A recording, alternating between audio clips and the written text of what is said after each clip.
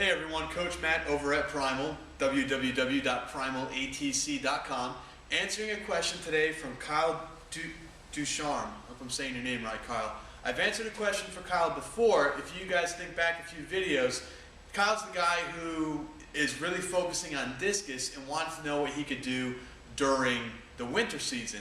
I had suggested that he do shot put indoors while still focusing on discus. Other people had said to get some indoor disc and a net to throw into. A lot of things. So that video brought on a lot of people who were able to help Kyle.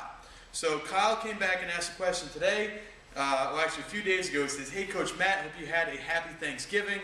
As I'm training this indoor season and throwing shot and practicing footwork for discus, I was wondering what kind of exercises I should do to get faster overall for the outdoor season. So I then responded and said, do you want faster feet in the circle or do you want faster overall throughout the entire throw? And he's basically looking for faster feet in the circle.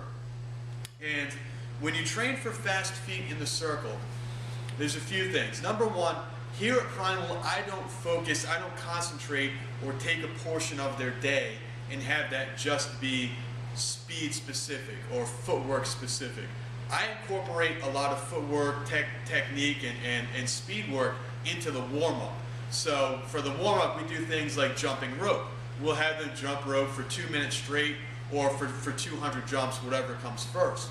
We oftentimes will incorporate and do it like in the workout we're doing today. We have jump ropes where we'll go for like 4 or 5 minutes of jumping rope, 20 seconds of work and 20 seconds of rest, or 20 seconds of work and 10 seconds of rest. So jumping rope's a great thing you can do to increase your foot speed. The other thing that you can do is you can get some chalk from your school or sidewalk chalk.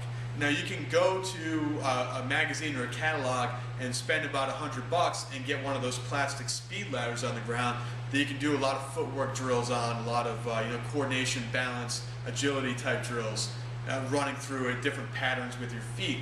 But get a piece of sidewalk chalk, go out to a road, go out to the parking lot, go out to your driveway if it's paved, draw yourself one of those ladders. So make the rungs, draw yourself a ladder, and then go and get some of those agility ladder drills.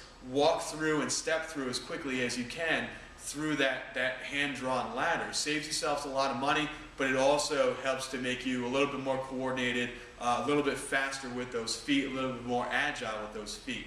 Some other things you can do is go out to your track. You can work on just general sprinting technique, getting the feet to move faster. Different types of bleacher runs, different types of jumps and hops up the stairs of those bleachers. Something else that I've done in the past too is working with, a lot of times when people think of box jumps, they think of starting on the ground and exploding up and jumping onto a box. They think of that as being a plyometric movement, which it is. But something else you can do is you can start on a low box, jump off that low box, hit the ground, and then spring back up onto a higher box. Or you can do different types of hurdle hops with low hurdles, jumping over 2 or 3 or 4 hurdles in a row. What you're focusing on is not necessarily how high you're jumping, you're focusing on the reaction time, how long your feet are on the ground. What you want to do is have those feet on the ground for as small of a period of time as possible. We're talking like 1/100 of a second, 1/10 of a second. As soon as they hit, boom, you are anticipating the feet hitting, and then you're exploding over that next hurdle. You're exploding up onto that tall box.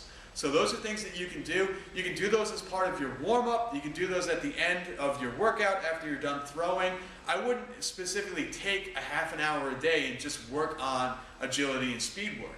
But I would start to incorporate that into your training, incorporate that into any type of plyos that you do, incorporate it into your warm-up. That way you're not spending a lot of time on it, but you still are improving it. Remember, the main things right now, form and technique, acceleration, explosion, power, releasing the shot, releasing the disc. That your foot speed will still continue to increase. Your foot speed will still get better as you practice your event. So these are things that you can do after you practice the event or before you practice the event to just give yourself a little bit of a push.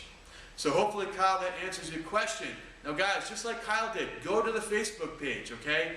check out Primal Athlete Training Center. Just search for it on Facebook or go to primalatc.com and there's a spot where you can like it.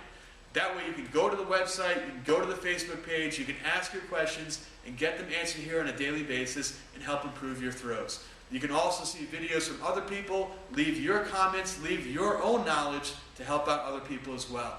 That's why I do these videos. That's why the Primal page exists. That's why the Primal Facebook page exists. We want to get you guys throwing better, and the only way you can do that is by asking questions and helping out other throwers. Thanks.